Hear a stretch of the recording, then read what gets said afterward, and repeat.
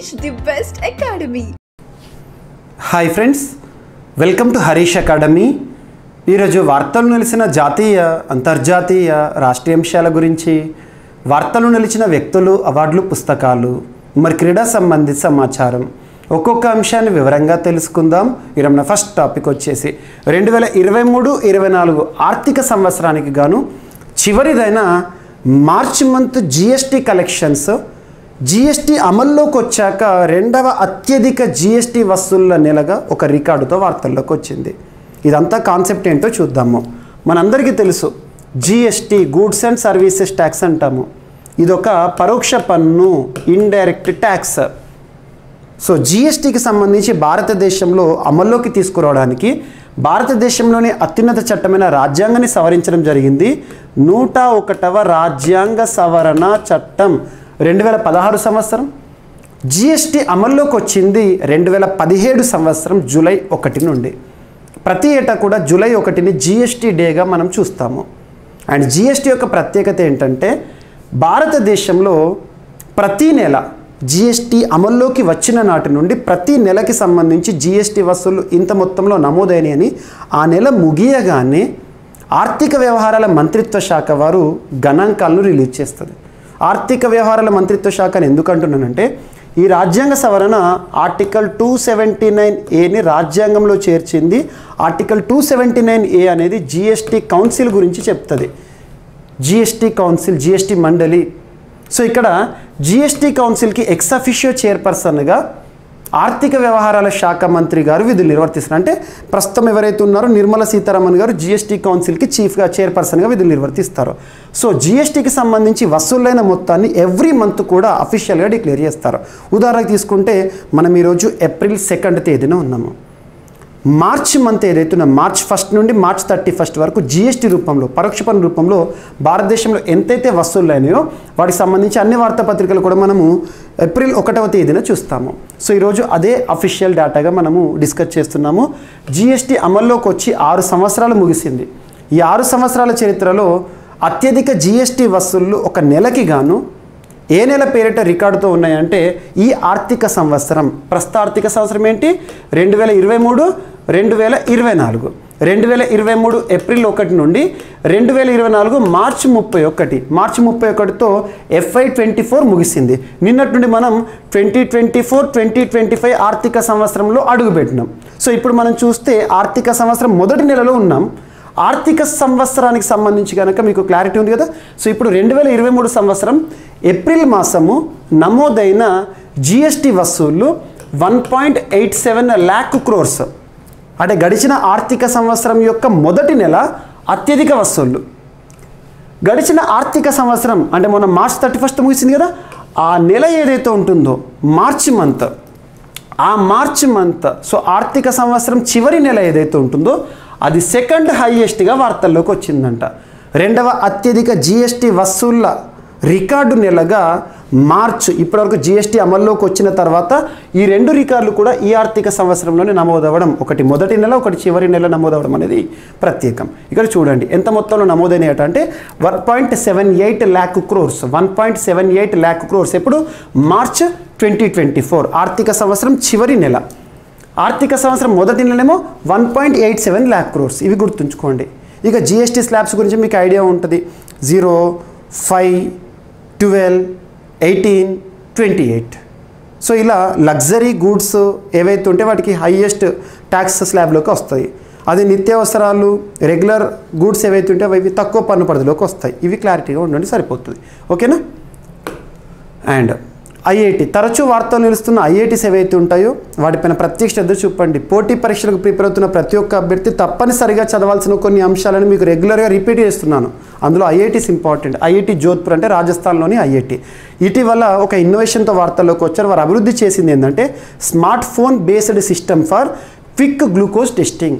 ఇటీవల sugar test అన్నట్టు సింపుల్గా మన బ్లడ్లో గ్లూకోజ్ లెవెల్స్ని అధునాతన పద్ధతిలో కనుగొనే ఒక స్మార్ట్ పద్ధతి, స్మార్ట్ ఫోన్ బేస్డ్ సిస్టమ్ని ఐఐటి వారు ఇన్నోవేషన్తో వార్తల్లోకి వచ్చారంటే IIT Jodhpur. That's it. IIT Jodhpur. ఈ హెడ్డింగ్ చూడండి, ఐఐటికి సంబంధించి హెడ్డింగ్ పైన క్వశ్చన్ అడుగుతారు. అంతకుమించి ఇప్పటివరకు ఏ క్వశ్చన్ కూడా అడగలేదు ఏ ఎగ్జామినేషన్ అయినా.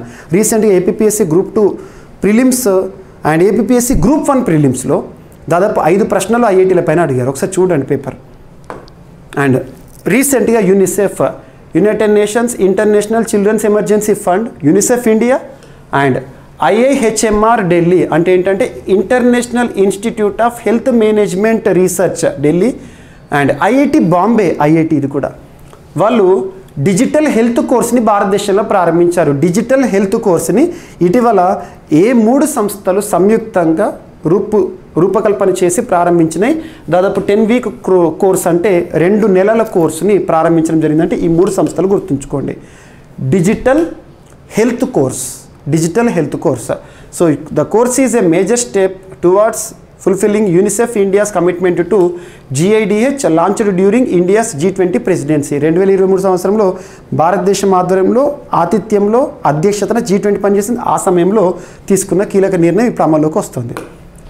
And WHO world health organisation ఐక్యరాజ్య సమితికి అనుబంధంగా పనిచేస్తుంది. హెడ్ క్వార్టర్ ఇక్కడ జెనీవా, స్విట్జర్లాండ్. టెడ్రాస్ అదనం గారు డైరెక్టర్గా విధులు నిర్వర్తిస్తున్నారు.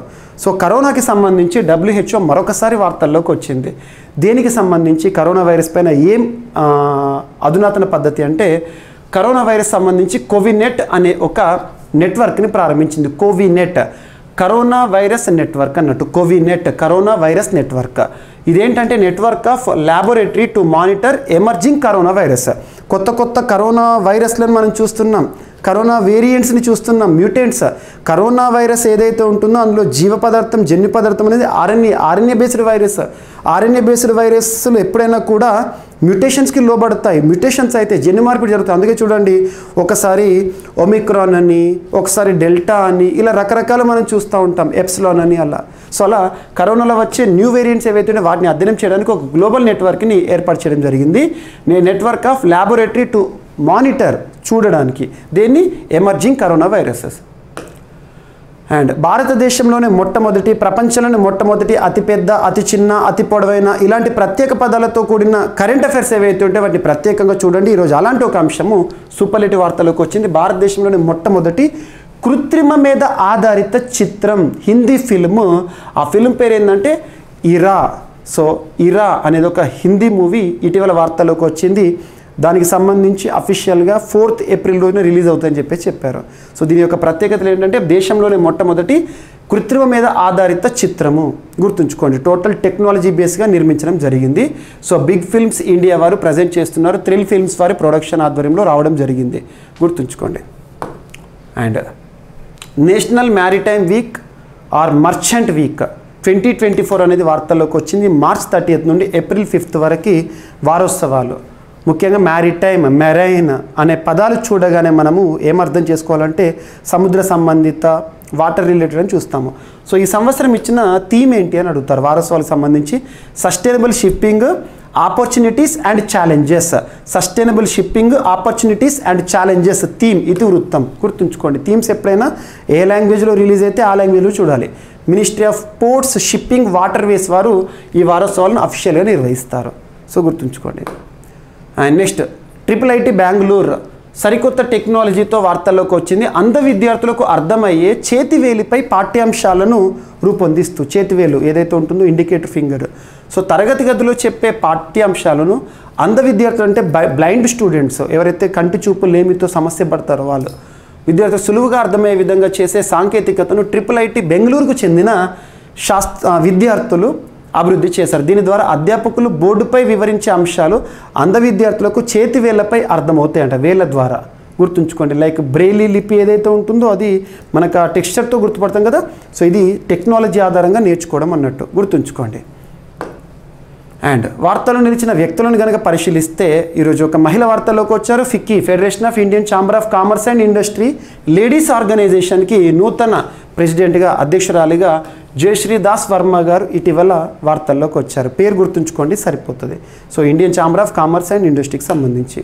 అండ్ నెక్స్ట్ ఇటీవల అమెరికా వేదికగా ATP మాస్టర్స్ మియామి ఓపెన్ 2024లో డబుల్స్ విజేతలుగా, పురుషుల డబుల్స్ విజేతలుగా, అన్ని అవసరం మనకు పురుషులకు సంబంధించి మనకు ఇండియన్ రోహన్ బొప్పన్న వార్తలోకి వచ్చారు. ఇటీవల లేటు వయసులో కూడా చాలా టోర్నీస్ గెలుస్తూ వార్తలోకి వస్తున్నారు, రికార్డ్ సృష్టిస్తూ.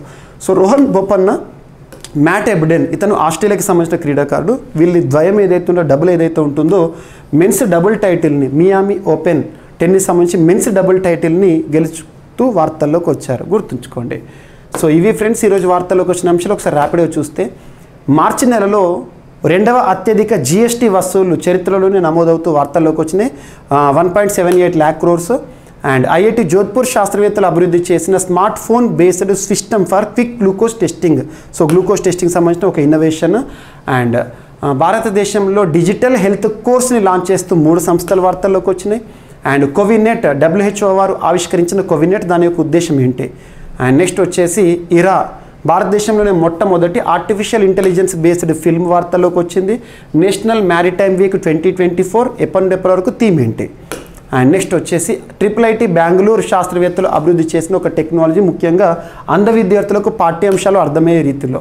అండ్ జయశ్రీ దాస్ వర్మ ఫికీ లేడీస్ ఆర్గనైజేషన్కి నూతన అధ్యక్షురాలుగా. And Miami Open tennis doubles ఛాంపియన్గా మన Rohan Bopanna and Australian Matt Ebden తన భాగస్వామి.